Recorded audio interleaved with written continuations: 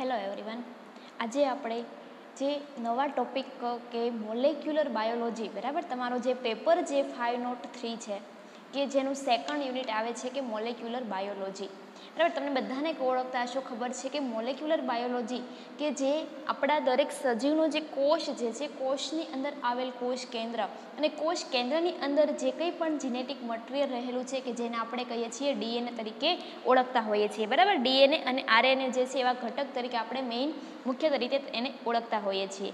તો અહીંયા જે ડીએનએ જે છે એ શું ખરેખર, બરાબર, તો કે આપણને ખબર કે ડીએનએ જે છે એ આનુવંશિકતા માટેનું છે એ કોઈ પણ મોલેક્યુલર છે, બરાબર. આનુવંશિક દ્રવ્ય કહી શકીએ આપણે, કે જેને આણ્વિક મોલેક્યુલર આણ્વિક અણુ જે છે એવું પણ કહી શકીએ છીએ, બરાબર, કે જે જનીન તરીકે એનું કામ કરતું હોય છે. તો આજે આપણે એવા જે ડીએનએ જે છે એના સ્ટ્રક્ચર વિશે, એની રચના જે છે કેવી જોવા મળે છે, કે આ ડીએનએમાં છે શું ખરેખર, બરાબર. કે ડીએનએ આપણે કરીએ છીએ કે જેને આપણે કહીએ છીએ ડીઓક્સી રિબોન્યુક્લિક એસિડ, બરાબર. એવું જેને આપણે ફૂલ ફોર્મથી ઓળખતા હોઈએ છીએ, નામ એનું છે કે ડીઓક્સી રિબોન્યુક્લિક એસિડ અને આરએનએ એટલે કે રિબોન્યુક્લિક એસિડ, બરાબર છે. આવા જે અણુ તરીકે આપણે ઓળખતા હોઈએ છીએ, તો એની આપણે અહીંયા વાત કરવાની છે. તો કે ડીએનએ જે છે એની રચના કઈ રીતની જોવા મળે છે, ડીએનએ છે શું, બરાબર, કે આપણા બોડીનું કેવો ઇમ્પોર્ટન્ટ ઘટક જે છે તેના વિશેની આપણે વાત કરવાના છીએ, બરાબર. ઉપરાંત પછીના આગળ લેક્ચરમાં આપણે પણ જોઈશું કે આરએનએ જે છે શું, આરએનએના પ્રકારો પડે છે તેના વિશે પણ, બરાબર. તો અત્યારે આપણે સ્ટાર્ટ કરીએ છીએ કે ડીએનએ એટલે શું, કે જે ડીએનએની રચના ભણવાના છીએ તે એના આવે છે શું ખરેખર. તો એની પહેલાં આપણે સૌ પ્રથમ વાત કે સમજી લઈએ કે આપણા શરીરના જે મહત્ત્વના ઘટકો જે છે, બરાબર, કે કોણ કોણ આવેલું છે, તો કે શરીરમાં આપણે કાર્બોદિત છે, લિપિડ છે, પ્રોટીન છે, ઉપરાંત જે ન્યુક્લિક એસિડ છે, બરાબર. આ જે ન્યુક્લિક એસિડ છે એ જ શું છે, તો કે ડીએનએ અને આરએનએ છે, બરાબર. ઉપરાંત એ શું ધરાવે છે, તો કે આ ન્યુક્લિક એસિડ છે શેના બનેલા હોય, તો કે આપણને ખબર છે કે મુખ્યત્વે જે છે એ carbon, hydrogen, oxygen, nitrogen, phosphorus એવા ઘણા બધા તત્વોનું જે છે એ ન્યુક્લિક એસિડ બનેલું હોય છે, બરાબર. તો કે ન્યુક્લિક એસિડ જે છે એવું શું કામ આપ્યું છે એનું નામ, પહેલી વસ્તુ આપણે સમજવી પડે, બરાબર, કે શું કામ ન્યુક્લિક એસિડ એવું કીધું છે. તો કે જે આ ન્યુક્લિક એસિડ જે છે એ એક એસિડ જે છે એનો ગુણધર્મ ધરાવતું, બરાબર, એસિડનું ગુણધર્મ ધરાવતું એવું જે એસિડ જે મેક્રોમોલેક્યુલર છે, બરાબર, કે મોટો અણુ જે છે કે જેને કોષની અંદર આવેલા કોષ કેન્દ્રમાંથી કે જેને આઇસોલેટ કરવામાં આવ્યું છે, બરાબર. કોષની અંદર રહેલું જે કોષ છે, કોષની અંદર રહેલું કોષ કેન્દ્ર એનું એમાંથી આઇસોલેટ કરીને જે છે એ ન્યુક્લિક એસિડને અલગ ઓળખવામાં આવ્યું છે.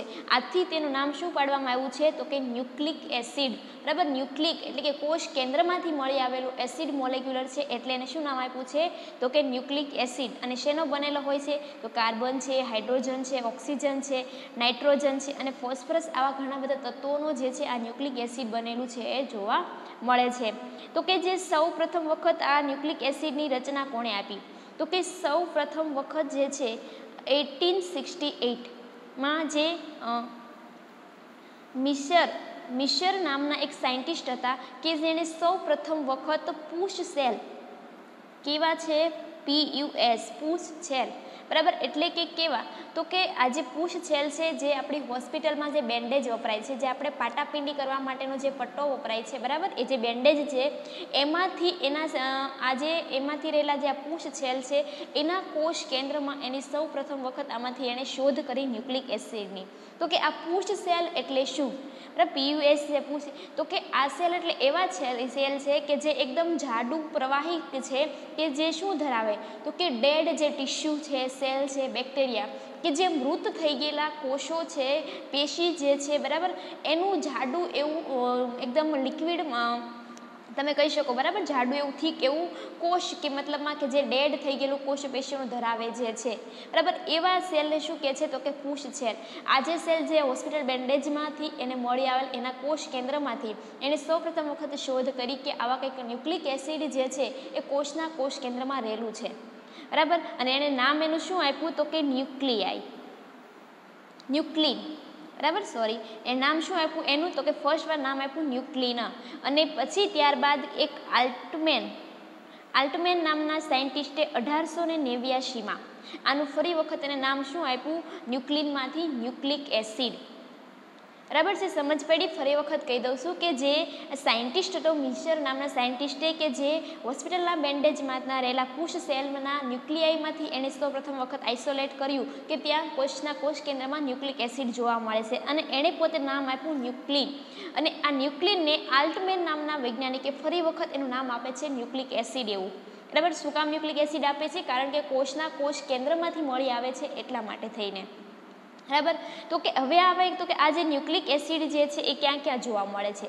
તો કે બધા ઓર્ગેનિઝમ, ધારો કે આપણે પ્લાન્ટ્સ લઈએ, બરાબર છે, એનિમલ છે, બેક્ટેરિયા છે, વાયરસ છે, આ બધા જે બધી ઓર્ગેનિઝમ છે, બધા ઓર્ગેનિઝમમાં જે છે એ આ ન્યુક્લિક એસિડ છે એ જોવા મળે છે. બરાબર, તો કે આ ઉપરાંત જે છે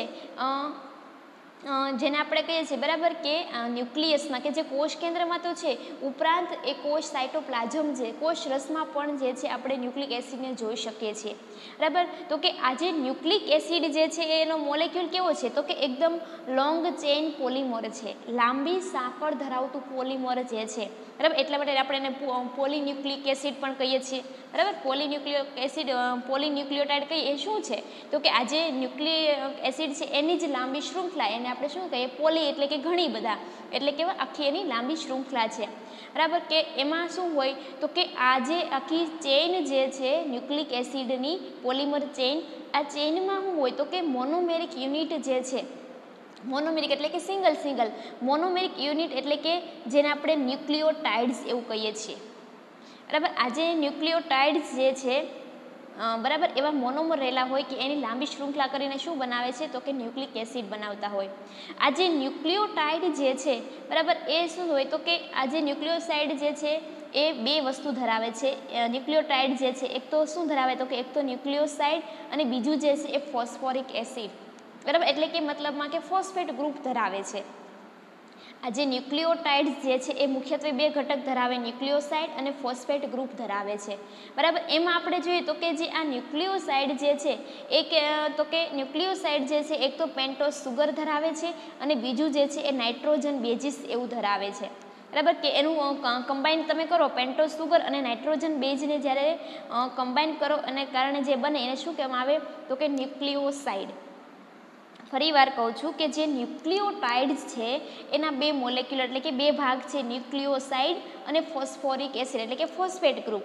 એમાં ન્યુક્લિયોસાઇડ વિશે આપણે પહેલાં વાત કરીએ તો કે આ ન્યુક્લિયોસાઇડ શું છે? તો કે આ જે ન્યુક્લિયોસાઇડ જે છે એ પેન્ટોઝ સુગર જે છે એટલે કે સુગરનો મોલેક્યુલ છે અને નાઇટ્રોજન બેઝ થઈને જે કમ્બાઈન થઈને જે બનાવે છે એને શું કહેવામાં આવે છે? તો કે ન્યુક્લિયોસાઇડ છે. બરાબર, એમાં જોઈએ તો કે આપણને ખબર કે જે આ સુગર જે છે એમાં વિવિધ જે છે એ ડીએનએ આવેલા હોય છે. ધારો કે આપણે કહીએ કે જેને આપણે રિબોઝને આપણે આરએનએ કહીએ તો કે ડીએનએ છે, આરએનએ ધરાવે છે. નાઇટ્રોજન બેઝિસમાં પ્યુરિન અને પિરિમિડિન એવા બેઝિસ છે એ ધરાવતું જોવા મળે છે. બરાબર, મુખ્યત્વે આ જે સુગર જે છે એમાં શું જોઈએ તો કે સુગરમાં રિબોઝ છે, રિબોઝને આપણે કહીએ કે in case of A RNA છે, ડિઓક્સીરિબોઝ છે કે ઇન કેસ ઓફ ડીએનએ છે. બરાબર, આ રીતનું જે છે ધરાવે છે. જ્યારે નાઇટ્રોજન બેઝિસ છે એને આપણે કીધું કે મુખ્યત્વે બે પ્રકારના હોય છે. કેવા? તો કે પ્યુરિન અને પિરિમિડિન છે. પ્યુરિન અને પિરિમિડિનનો ડિફરન્સ શું? કોને આપણે પ્યુરિન કહીશું અને કોને પિરિમિડિન કહીશું? બરાબર, એ પહેલાં વાત કરીએ તો કે આ જે મેઇન પ્યુરિન બેઝ છે, બરાબર, એ બે પ્રકારના. કયા? તો કે એડેનિન અને ગ્વાનિન. ખાસ તમે એક્ઝામ્પલ યાદ રાખજો. હા, બીજી વખત તો અહીંયા તમારે સમજવાનું તો છે જ કે પ્યુરિન અને પિરિમિડિન છે આપણો કે ને આ બેઝ છે, આપણને આટલી તો ખબર હોવી જોઈએ. એ ઉપરાંત ત્યારે તમે એક્ઝામ આપો, એક્ઝામમાં તમને સર વાયવા પણ પૂછે છે કે તમે કોઈ પણ પિરિમિડિન બે નામ આપો, કોઈ બે પ્યુરિનના નામ આપો, તો તમને ખ્યાલ હોવો જોઈએ કે પ્યુરિન જે છે પ્યુરિનમાં કોણ આવે? તો કે પ્યુરિન છે એ એડેનિન અને ગ્વાનિન આવે છે અને પિરિમિડિનમાં સાઇટોસિન, થાઇમિન અને યુરાસિલ જે છે કેવા છે? તો કે પિરિમિડિન. હવે વાત આવે કે આ બંનેના ડિફરન્સની શું છે. બરાબર છે, તો મેઇન વસ્તુ જોઈએ કે જ્યારે આ મેઇન ટુ જે છે એડેનિન જે છે, એડેનિન અને ગ્વાનિન કેવા છે? બે ખાલી ધરાવે છે. જ્યારે પિરિમિડિન જે છે સાઇટોસિન અને થાઇમિન અને યુરાસિલ એવા ત્રણ છે એ ઘટક ધરાવે છે. બરાબર, એમાં જે એડેનિન અને ગ્વાનિન એટલે કે જે પ્યુરિન બેઝ જે છે એ કેવા છે? તો કે પ્યુરિન જે છે એ બે રિંગ લાઇક સ્ટ્રક્ચર ધરાવે છે. બરાબર, આ રીતનું તમે જોયો તો કે બે રિંગ, જ્યારે બે રિંગ વાળું સ્ટ્રક્ચર હોય, મતલબ બરાબર બે રિંગ ધરાવતું સ્ટ્રક્ચર છે એ કોનું છે તો કે પ્યુરિનનું છે. જ્યારે સિંગલ ખાલી એક રિંગ લાઇક સ્ટ્રક્ચર છે તો કોનું છે, પેરીમિડિનનું. પેલી બેનો મેઇન એક વસ્તુનો ડિફરન્સ કે પ્યુરિન અને પેરીમિડિન, કે પ્યુરિન જે છે હંમેશા બે રિંગ વાળું સ્ટ્રક્ચર ધરાવે છે, રચના ધરાવે છે, જ્યારે પેરીમિડિનમાં જે છે સિંગલ પ્રકારની રચના હોય છે. બરાબર, એના ઉપર આપણે આગળ વાત કરીએ છીએ. બરાબર, તો અહીંયા સુધી સમજ પડી કે પ્યુરિન અને પેરીમિડિન. પ્યુરિન જે છે એ બે પ્રકારના, એડેનિન અને ગ્વાનિન. પેરીમિડિન જે છે 3, સાઇટોસિન, થાઇમિન અને યુરાસિલ. બરાબર, એમાં જો આપણે જોઈએ તો કે જે ડીએનએ જે છે, બરાબર, ડીઓક્સીરીબોન્યુક્લિક એસિડ છે, આ ડીએનએ શેનું બનેલું હોય તો કે ડીએનએ જે છે એ મુખ્યત્વે 4 પ્રકારના જે છે આ ન્યુક્લિયોસાઇડનું બનેલું હોય છે. એટલે કે એમાં ડીએનએમાં પ્રેઝન્ટ હોય. કોણ કોણ તો કે એડેનિન છે એટલે આપણે એડેનોસાઇન કહીએ, ગ્વાનિન છે એટલે કે ગ્વાનોસાઇન છે, સાઇટોસિન છે એટલે એને સિસ્ટિડિન કહીએ, અને થાઇમિન છે એટલે એને આપણે શું કહીએ, થાઇમિડિન. એડેનાઇન, ગ્વાનિન, સાઇટોસિન અને થાઇમિન, આ 4 જે ન્યુક્લિયોસાઇડ છે તે કોણ ધરાવે છે તો કે ડીએનએ ધરાવે છે. જ્યારે આરએનએ જે છે એમાં શું હોય તો કે આરએનએમાં આ જે 4 મોલેક્યુલ હશે, પણ આ જે થાઇમિન મોલેક્યુલ છે, થાઇમિનના બદલે ત્યાં શું જોવા મળે છે તો કે ત્યાં યુરાસિલ જોવા મળે છે. થાઇમિનના બદલે શું હોય, યુરાસિલ. આ બીજો મેઇન વસ્તુ આરએનએ અને ડીએનએનો ડિફરન્સ તમને ખબર હોવી જોઈએ કે કોનામાં કયો ન્યુક્લિયોસાઇડ આરએનએમાં હોય છે અને ડીએનએમાં હોય છે. બરાબર, ડીએનએના કોણ આવે તો કે એડેનિન, ગ્વાનિન, સાઇટોસિન અને થાઇમિન છે. બરાબર, જ્યારે રિબોઝમાં શું આવશે, એડેનિન, ગ્વાનિન, સાઇટોસિન અને યુરાસિલ. બરાબર, થાઇમિનની જગ્યાએ જે છે યુરાસિલ ધરાવે છે આરએનએ. બરાબર, ખાસ યાદ રાખીએ કે જે આરએનએમાં જે છે એ થાઇમિનના બદલે ત્યાં શું આવેલું હોય તો કે યુરાસિલ આવેલું હોય છે. બરાબર છે, આ વાત સમજ પડી કે જેના ન્યુક્લિયોસાઇડની છે. આ ઉપરાંત જે ન્યુક્લિયોટાઇડમાં બીજું જે ફોસ્ફોરિક જે એસિડ જે છે, બરાબર, અનધર મોલેક્યુલ છે ફોસ્ફોરિક એસિડનો, કે આમાં શું હોય તો કે એમાં ડીએનએ જે છે એ 4 પ્રકારના મેં કીધું આ રીતના કે એડેનિન, ગ્વાનિન, સાઇટોસિન અને થાઇમિન ધરાવે છે. એ ફોસ્ફોરિક એસિડ એટલે કે ફોસ્ફેટ ગ્રુપ લાગવાનું લાગે, શું બની જાય છે તો કે એસિડ. એટલે કે એડેનિન જે છે એનું શું થઈ જાય તો કે એડેનાઇલિક એસિડ છે, ગ્વાનિનનું જે છે ગ્વાનિલાઇક એસિડ બની જાય, સાઇટોસિન છે એનું સાઇટિડાઇલિક એસિડ બની જાય, થાઇમિન છે એટલે કે થાઇમિડાઇલિક એસિડ છે, અને આરએનએમાં જે યુરાસિલ છે, યુરાસિલનું યુરિડાઇલિક એસિડ જે છે, બરાબર, એ કે જે થાઇમિડાઇલિક એસિડના જગ્યાએ જે છે શું બને છે તો કે યુરિડાઇલિક એસિડ જે છે જોવા મળતું હોય છે. બરાબર, આ રીતે જેના ન્યુક્લિયોટાઇડ્સમાં ફોસ્ફોરિક એસિડ જે છે આ રીતનું ફોસ્ફેટ ગ્રુપ ધરાવતું જોવા મળે છે. હવે વાત આવે તો કે મેં કીધું હતું કે પોલીન્યુક્લિયોટાઇડ્સની. પોલીન્યુક્લિયોટાઇડ એટલે શું છે તો કે જે આ ન્યુક્લિયોટાઇડ જે છે એનું આખું ઘણી બધા એવા ન્યુક્લિયોટાઇડ છે ભેગા થઈને આખી લિંક બનાવીને, બરાબર, એક સાથે બીજું જોડાઈને જે આખું સ્વરૂપ બને ને શું કહેવાય છે આપણે પોલીન્યુક્લિયોટાઇડ્સ છે, અથવા તો જેને આપણે કહીએ ન્યુક્લિક એસિડ. બરાબર, એ શું છે તો કે મોનોમોલેક્યુલર જે છે એનું આખું લાંબી ચેઇન છે એ જોડાઈને શું બને છે તો કે પોલીન્યુક્લિયોટાઇડ ચેઇન આખી બને છે. હવે જે આ ન્યુક્લિક એસિડ જે છે, બરાબર, એને જ્યારે આપણે વધારે આપણે એનું ક્લાસિફિકેશન કરીએ છીએ તો મુખ્યત્વે આપણે એના 2 ક્લાસિફિકેશનમાં આપણે એના 2 પ્રકાર પાડી શકીએ. શેમાં તો કે એમાં જે સુગર પ્રેઝન્ટ જે છે, બરાબર, એમાં જે આ સુગરની હાજરી જે છે, સુગરના આધારે એના મુખ્ય 2 પ્રકાર પાડી શકાય છે. તો કે કયા તો કે પહેલું ડીઓક્સીરીબોઝ એટલે કે ડીએનએ, ડીઓક્સીરીબોન્યુક્લિક એસિડ, બરાબર, અને રિબોઝ એટલે કે આરએનએ, રિબોન્યુક્લિક એસિડ. આનો 2 વસ્તુ કે ડીએનએ શું કામ કીધું છે આપણે ડીઓક્સીરીબોન્યુક્લિક એસિડ, કે ડીઓક્સી કે જ્યાં ઓક્સિજનનું મતલબમાં એક ઓક્સિજન ઓછો જોવા મળે છે. એટલે કે જે ડીએનએનું જે સ્ટ્રક્ચર છે 5 કાર્બનયુક્ત, એમાં જે સેકન્ડ નંબરનો કાર્બન છે ત્યાં ઓક્સિજન એક હોતો નથી, જ્યારે આરએનએમાં તો એ જ ઇટ ઇઝ કે સેકન્ડ નંબરના કાર્બન ઉપર એક ઓક્સિજનની હાજરી હોય છે. મતલબ આ ડીએનએના જે રચનામાં જે એક ઓક્સિજન ઓછો હોવાના કારણે એને શું કહીએ છીએ, ડીઓક્સીરીબોન્યુક્લિક એસિડ.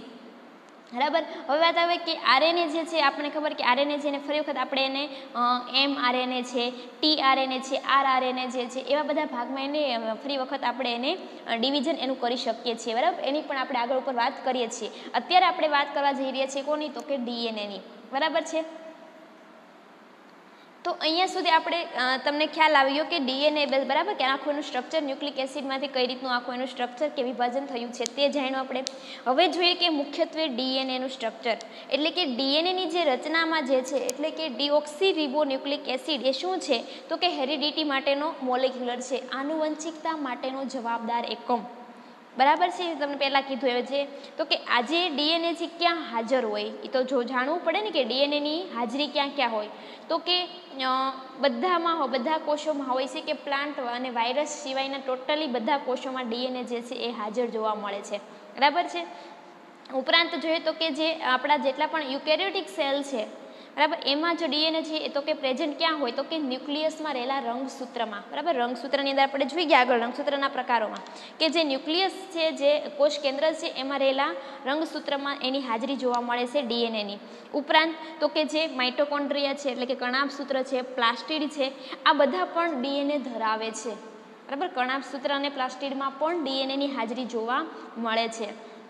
ઉપરાંત તો કે જે યુકેરિયોટિક ન્યુક્લિયસ છે બરાબર, યુકેરિયોટિક જે કોષ કેન્દ્ર છે એમાં તો કે આ જે ડીએનએનું સ્ટ્રક્ચર કેવું છે તો કે ડબલ હેલિક્સ બરાબર, બેવડી કુંતલમય રચના એવું ધરાવે છે. કુંતલાકાર રચના બરાબર, તમને બધાને ખબર કે કંઈક આ રીતની જે એ રચના જોવા મળે છે. બેવડી કુંતલમય એવી રચના છે એ જોવા મળે એટલે કે ડબલ હેલિક્સ એનું સ્ટ્રક્ચર છે એ જોવા મળે છે. જ્યારે બેક્ટેરિયા છે, કણાભસૂત્ર છે, પ્લાસ્ટિડ છે એમાં કેવું છે તો કે સિંગલ મોલેક્યુલર.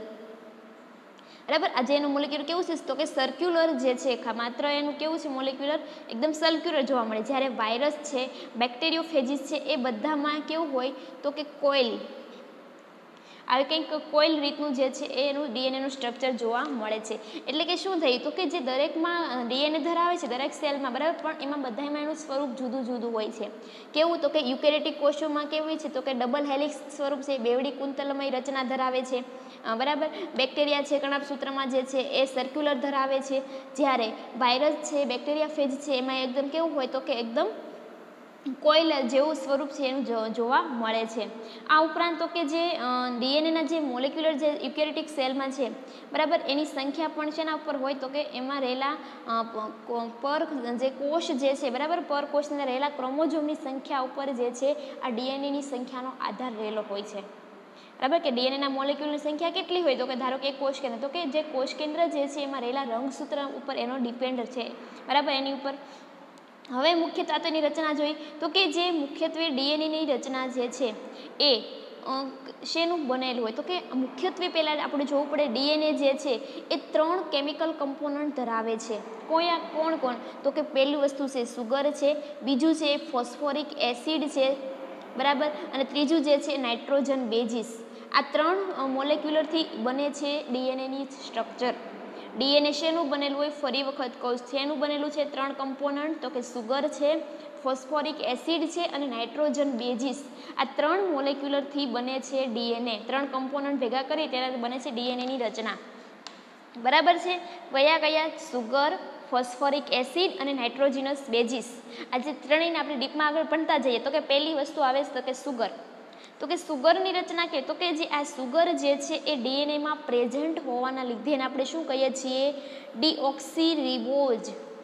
બરાબર, સુગરની હાજરીને આપણે કહીએ છીએ ડીઓક્સીરિબોઝ. તો કે આ કેવી છે તો કે પેન્ટોઝ સુગર છે. પેન્ટોઝ એટલે કે 5 કાર્બન ધરાવતી રચના જે છે એ શું કરે છે તો કે 5 કાર્બનની સંખ્યા ધરાવે છે. બરાબર, કેવી છે તો કે પેન્ટોઝ સુગર છે એટલે કે 5 કાર્બન ધરાવે તો કે C5 અને હાઇડ્રોજન તો ડબલ એટલે કે H10, પરંતુ O5 ના બદલે 4 ધરાવે છે. ઓક્સિજનના પણ 5 અણુ હોવા બદલે કયા છે ઓક્સિજનના માત્ર 4 જ અણુ.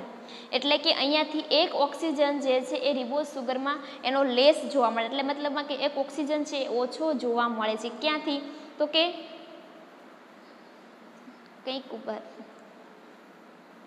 C5H10O4. ફરી વાત કહી દઉં બરાબર, કે શું છે તો કે સુગરમાં જે છે કાર્બનના 5 અણુઓ જેનું બનેલું છે બરાબર, કે કાર્બનના 5 અણુ ધરાવે છે અને પેન્ટોઝ સુગર છે એમાં એક ઓક્સિજન છે એ ઓછો જોવા મળે. એટલે કે આનો જે સેકન્ડ નંબરનો જે કાર્બન જે છે ત્યાં અહીંયા એક ઓક્સિજન હોવો જોઈએ, એ ઓક્સિજન નથી, બરાબર, એના ઓછો છે એટલા માટે નામ શું પડ્યું, તો કે ડીઓક્સીરીબોઝ, બરાબર. સેકન્ડ નંબરના કાર્બન ઉપર છે નહીં, ત્યાં માત્ર કેવું ગ્રુપ છે તો કે હાઇડ્રોજન, કાર્બન અને હાઇડ્રોજન, માત્ર આવું જ ગ્રુપ જે છે ત્યાં હાજર જોવા મળે છે. એના બદલે જ્યારે આપણે જોઈએ તો કે જે રિબોઝ સુગર છે, એટલે કે આપણે આરએનએ જોઈએ, બરાબર. રિબોઝ સુગરમાં શું હોય તો કે અહીંયા સેકન્ડ કાર્બન છે તો ત્યાં તો કેવું ગ્રુપ તો કે હાઇડ્રોજન, કાર્બન અને ઓક્સિજન, હાઇડ્રોક્સિલ સમૂહ, આ રીતનું ત્યાં ગ્રુપ જોવા મળે છે રિબોઝ સુગરમાં. પરંતુ અહીંયા જે ડીએનએના સ્ટ્રક્ચરમાં આ ઓક્સિજન એક હોતો નથી, એટલે કે ઓછો જોવા મળે, એટલા માટે નામ શું પડ્યું, ડીઓક્સીરીબોઝ સુગર. અને એ પણ ક્યાં તો એ કાર્બન સેકન્ડ નંબરના, બીજા નંબરના કાર્બન પર એક ઓક્સિજન છે એ ઓછો જોવા મળે છે, બરાબર છે. આ તમે એની રચના આખી જોઈ શકો, રિંગ લાઇક સ્ટ્રક્ચર. ફર્સ્ટ નંબરનો એક કાર્બન છે એટલે કાર્બન, એક side hydrogen, oxygen, hydrogen. Second નંબરમાં પણ હાઇડ્રોજન, ઓક્સિજન હોવું જોઈએ, એના બદલે ત્યાં એક ઓક્સિજન છે એ જોવા મળતો નથી. થર્ડ નંબરમાં પાછું હાઇડ્રોજન, ઓક્સિજન, ફોર નંબર પણ ઓક્સિજન, હાઇડ્રોજન, અને પાંચમા કાર્બન ઉપર પાછું હાઇડ્રોજન, ઓક્સિજન રીતનું કાર્બન, બરાબર છે. આવી કંઈક એની રિંગ લાઇક સ્ટ્રક્ચર જે છે પેન્ટોઝ સુગરની જે છે એ ડીએનએમાં એની રચના જોવા મળે છે. નેક્સ્ટ જે છે સેકન્ડ મોલેક્યુલર, મેં કીધું એમ બીજો કયો છે એ કેમિકલ મતલબમાં કયો કમ્પોનન્ટ છે તો કે ફોસ્ફોરિક એસિડ, બરાબર. બીજો કયો તો કે ફોસ્ફોરિક એસિડ, H3PO4, બરાબર. હાઇડ્રોજનનો 3, ફોસ્ફર અને ઓક્સિજન 4, આ રીતનું કંઈક એનું રચના જે છે એ જોવા મળે. તો કે ફોસ્ફોરિક એસિડમાં શું છે તો કે જે આ ફોસ્ફોરિક એસિડ જે છે એ જે ન્યુક્લિયોટાઇડ જે છે એને એની સાથે લિંક જોડીને જે છે આખી પેન્ટોઝ સુગર સાથે જોડાઈને એ આખું લિંક જે રચના બનાવે છે, એટલે એને શું કહેવાય તો કે લિંક કોણ કરે છે તો કે ફોસ્ફેટ ડાયસ્ટર. ફોસ્ફેટ ડાયસ્ટર જે છે એ બોન્ડ દ્વારા જે પેન્ટોઝ સુગર હતી, બરાબર, ડીઓક્સીરીબોઝ સુગર છે એની સાથે જોડાય છે, અને એની સાથે જોડાઈને બે બોન્ડ આપે છે. બે બોન્ડ કયા કયા તો કે એક સાઈડના બોન્ડને આપણે 5' અને બીજો બોન્ડ જે છે ને 3' એવું બોન્ડ આપણે કહીએ છીએ. કેવા, ન્યુક્લિયોસાઇડ. એવું શું કામ ના આવે, બરાબર. તમે જ્યારે આ રીતના ડબલ હેલિક્સ સ્ટ્રક્ચરમાં થતા હશો તો ઉપર લખ્યું હશે કે આ સાઈડ 5' લખ્યું હોય, આ સાઈડ 3' લખ્યું હોય. તો કે આ 5' અને 3' નો મતલબ શું છે તો કે જ્યારે આ જે ડીઓક્સીરીબોઝ સુગર જે છે એનું સ્ટ્રક્ચર જે છે પેન્ટોઝ સુગરનું, એના ત્રીજા નંબરના કાર્બન સાથે, બરાબર, અહીંયા ત્રીજા નંબરનો કાર્બન થયો, ત્રીજા નંબરના કાર્બન સાથે જ્યારે આ ફોસ્ફોરિક એસિડ ગ્રુપ જ્યારે જોડાય છે એટલે એ કયું થઈ ગયું તો કે 3'. શું કામ તો કે ત્રીજા નંબરના કાર્બન સાથે જે જોડાય છે ફોસ્ફેટ ગ્રુપ એટલે 3' કીધું. જ્યારે પાંચમા નંબરનો કાર્બન છે, 5 નંબરના કાર્બન સાથે આ ફોસ્ફોરિક એસિડ જોડાય છે એટલે એને શું કહે છે તો કે 5' ન્યુક્લિયોસાઇડ, બરાબર. કંઈક આ રીતની જે છે એની રચના ફોસ્ફોરિક એસિડની છે એ જોઈ શકાય છે, બરાબર. આપણે એને કહીએ કે જે આ ડીઓક્સીરીબોઝ સુગર મોલેક્યુલ છે, બરાબર, એમાં એક ફોસ્ફેટ ગ્રુપ છે એ 5મા નંબરના કાર્બન સાથે જોડાય છે, અને એક ગ્રુપ છે ક્યાં તો કે ત્રીજા નંબરના કાર્બન સાથે છે એ જોડાય અને લિંક બનાવે છે. તો કે આ રીતે જોડાયેલું જોવા મળે છે ડીએનએના સ્ટ્રક્ચરમાં, બરાબર. રચના એ તમે જોઈ લો, દોરેલી છે તે કે આખી જે ડીઓક્સીરીબોઝ સુગરની રચના દોરી, અને ત્રીજા નંબર સાથે કાર્બન સાથે એક ફોસ્ફોરિક એસિડનો અણુ, અને 5મા નંબરના કાર્બન સાથે બીજો ફોસ્ફોરિક એસિડનો અણુ, બરાબર. હવે ત્રીજું જે એનું બંધારણ, મતલબમાં ત્રીજો જે કમ્પોનન્ટ હતો એ કયો કીધો હતો આપણે તો કે નાઇટ્રોજન બેઝિસ. પહેલો સુગર, બીજો ફોસ્ફોરિક એસિડ, અને ત્રીજું જે છે નાઇટ્રોજન બેઝ ધરાવે છે. તો કે નાઇટ્રોજન બેઝમાં મેં કીધું કે શું કરે છે તો કે જે આ કમ્પાઉન્ડ, જે ઓર્ગેનિક કમ્પાઉન્ડ છે એ નાઇટ્રોજનનો ઓર્ગેનિક કમ્પાઉન્ડ ધરાવે છે. એમાં પણ કેવા તો કે મુખ્યત્વે બે પ્રકારના. કયા તો કે પ્યુરિન અને પિરિમિડિન. આગળ તમને કીધું એમ કે પ્યુરિન અને પિરિમિડિન એવા બે પ્રકારના જે છે નાઇટ્રોજન બેઝિસ ધરાવે છે. એમાં આપણે પહેલાં પ્યુરિનની વાત કરીએ. મેં કીધું બરાબર, તો કે પ્યુરિન છે કેવું છે તો કે અહીંયા તમે આકૃતિમાં જુઓ તો કે જે આ પ્યુરિન જે છે,